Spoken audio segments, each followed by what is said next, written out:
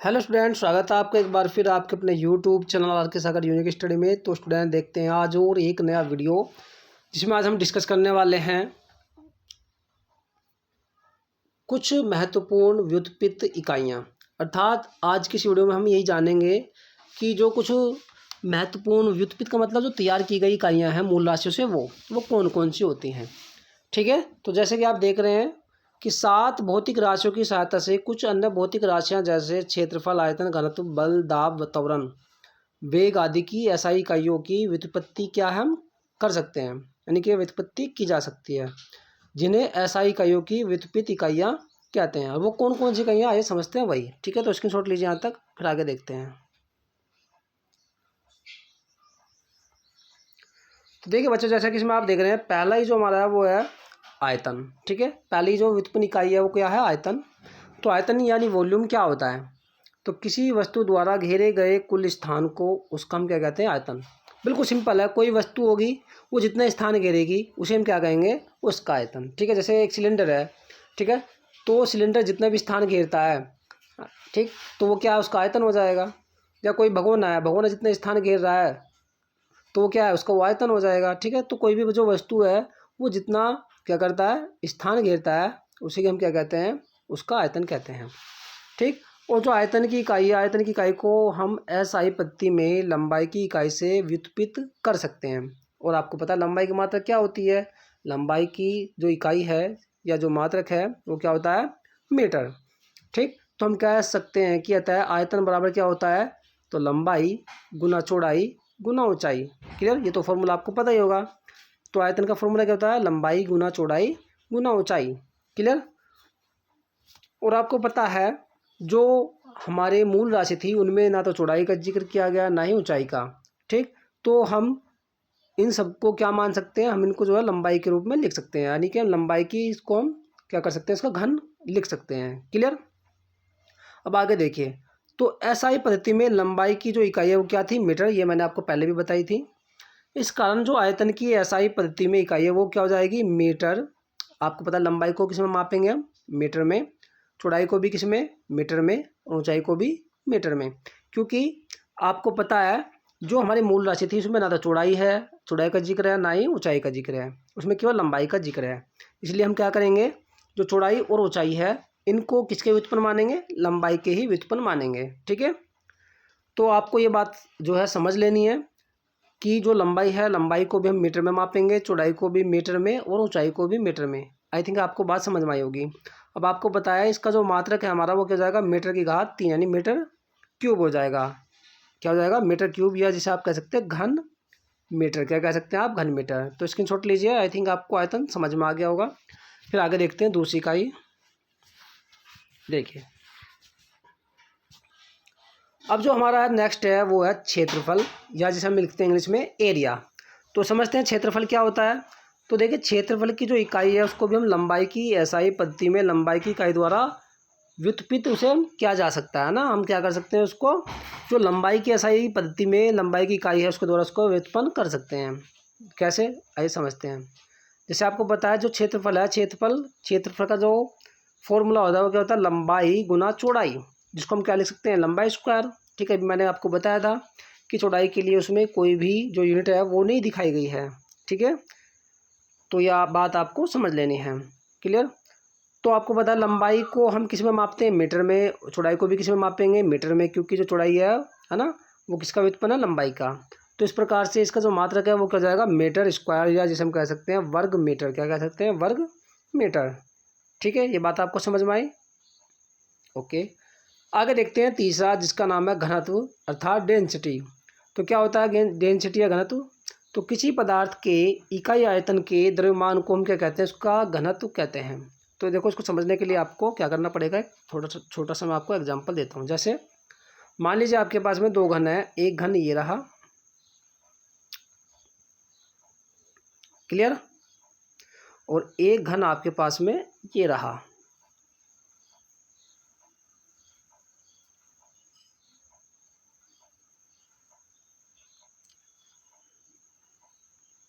थोड़ा सा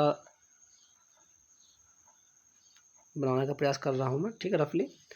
तो एक घन मेरे पास में ये है, एक घन मेरे पास में ये है, ठीक। अगर मान लीजिए इस घन में मैं कोई भी ठोस वस्तु भरता हूँ, मान लीजिए इसमें मैंने भर दिए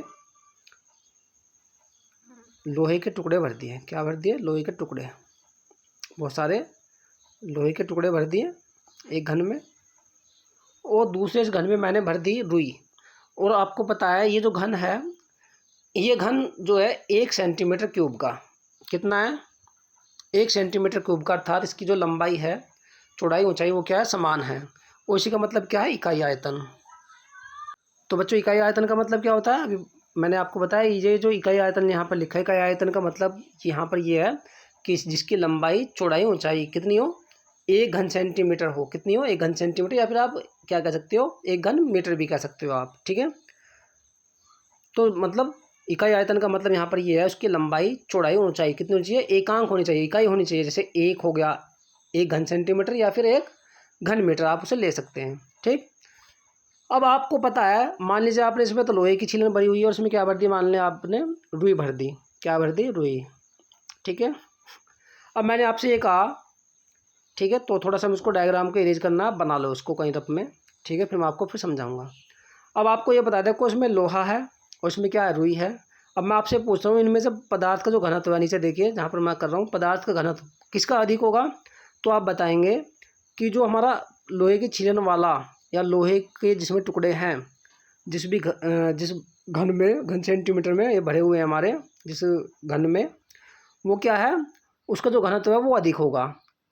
और जिसमें रुई है उसका घनत्व क्या होगा, वो कम होगा। ऐसा क्यों होगा, क्योंकि आपको पता है, देखिए जैसे कि आपको पता है, और हमें किसी भी पदार्थ का घनत्व निकालना है तो क्या होता है, पदार्थ का द्रव्यमान और अपॉन में पदार्थ का आयतन।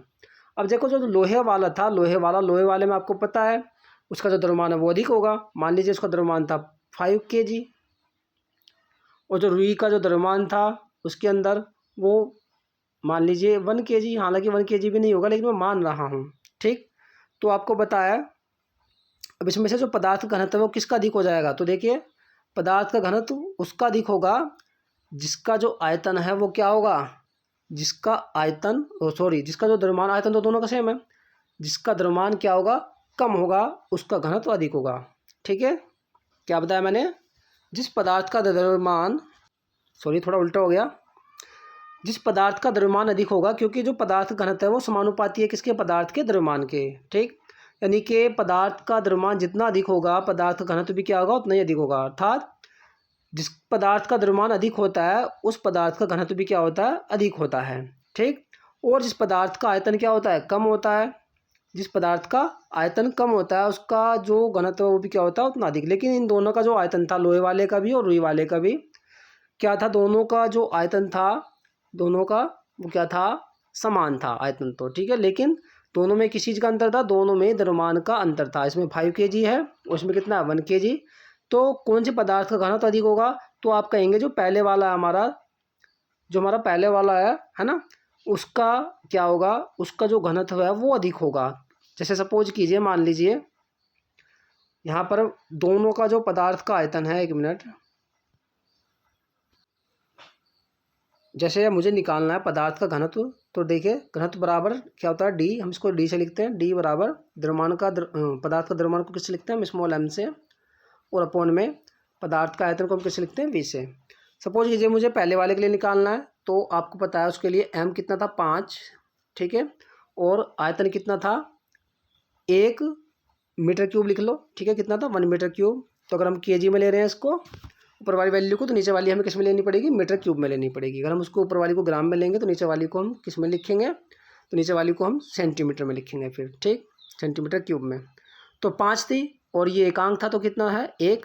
तो हमारा जो डी है, डेंसिटी है, वो कितना आएगा, कितना जाएगा, 5 किलोग्राम प्रति, है ना, मीटर क्यूब, जैसे कि आप यहाँ पर देख रहे हैं। तो आपको पता है घनत्व का मात्रक क्या होगा, द्रव्यमान का मात्रक किलोग्राम, और आयतन का मात्रक क्या होता है, मीटर। आयतन का मात्रक अभी मैंने आपको पढ़ाया था अभी इससे पहले, तो आयतन का मात्रक क्या होता है, मीटर क्यूब।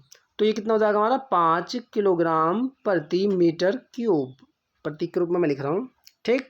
तो ये हमारे पहले पदार्थ के लिए आया जिसमें हमने लोहा भरा हुआ था। अब मैं दूसरे की बात करता हूँ। तो मैंने आपको बताया था उसके अंदर, मान लीजिए स्क्रीनशॉट लेना तो ले लेना, डी दूसरे के लिए मुझे निकालना है, तो मैंने बताया था उसके लिए कितना है 1 kg, कितना है 1 kg अपॉन में आयतन तो आपको पता है ये सेम रहेगा, कितना है 1 मीटर क्यूब। ठीक है, तो आपको पता है जब आप 1 से 1 को डिवाइड दोगे तो डी कितना आएगा हमारा घनत्व, तो हमारा आएगा 1 किलोग्राम प्रति मीटर क्यूब। तो आपको पता लगा, ठीक है, कि घनत्व क्या है। तो जो घनत्व होता है वो किसी पदार्थ के इकाई आयतन के द्रव्यमान को हम क्या कहते हैं, उसका घनत्व कहते हैं। इकाई आयतन का मतलब जैसे मान लीजिए ये मेरे पास में एक घन है और आपको पता है इस घन की लंबाई, चौड़ाई, ऊंचाई कितनी है, मान लीजिए 1 सेंटीमीटर या 1 मीटर। ठीक है, तो एक का मतलब क्या, इकाई, उसको हमने कहा है इकाई आयतन। ठीक है, तो उसमें जिसका जितना भी द्रव्यमान होगा, मान लीजिए 5 kg है, इसके अंदर कितना है 5 kg, तो हम इसे इसका क्या कहेंगे, घनत्व कहेंगे। आई थिंक आपको ये बात समझ में आ गई होगी। और ये बात आपको समझनी है कि घनत्व जो होता है, घनत्व का SI पत्ती में, है ना, जो मात्रक है वो क्या होता है, किलोग्राम मीटर की घात -3 लिख लो, या फिर आप किलोग्राम प्रति मीटर की घात 3 लिख सकते हो।